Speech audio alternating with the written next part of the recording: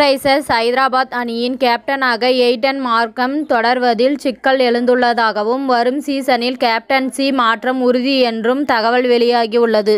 இந்திய மண்ணில் நடைபெற்ற உலகக்கோப்பை தொடரில் 1.3 லட்சம் இந்திய ரசிகர்களையும் அமைதியாக்குவேன் என்றும் சொன்னதையும் களத்தில் செய்து காட்டினார் ஆஸ்திரேலியா அணியின் கேப்டன் பேட் கமின்ஸ்.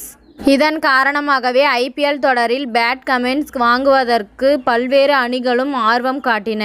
இறுதியாக ஹைதராபாத் அணியின் தரப்பில் 20.50 கோடி கொடுத்து வாங்கப்பட்டார். இதன் மூலமாக ஐபிஎல் ஏல வரலாற்றில் 20 கோடிக்கும் அதிக தொகை கொடுத்து வாங்கப்பட்ட முதல் வீரர் என்ற சாதனையும் படைத்தார்.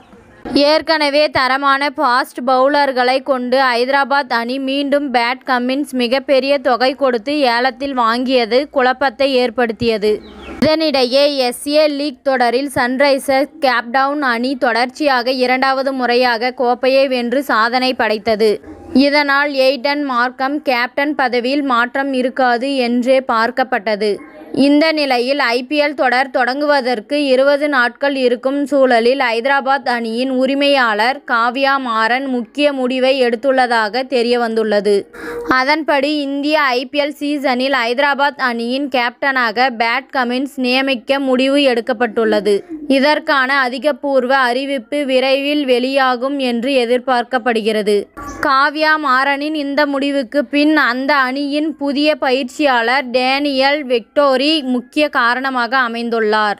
ஏனென்றால் கடந்த சில ஆண்டுகளாக ஆஸ்திரேலிய அணி கேப்டன் பேட் கமின்ஸ் உடன் நெருங்கி பணியாற்றி வருகிறார்.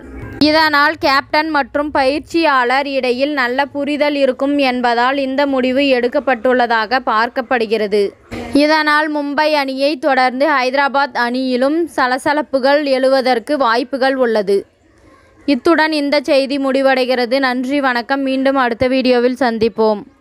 மேலும் இதுபோன்ற சுவாரஸ்யமான தகவல்களை அறிய தமிழ் சிறை சேனலை சப்ஸ்கிரைப் பண்ணுங்க, ஷேர் பண்ணுங்க, லைக் பண்ணுங்க மற்றும் கமெண்ட் பண்ணுங்க.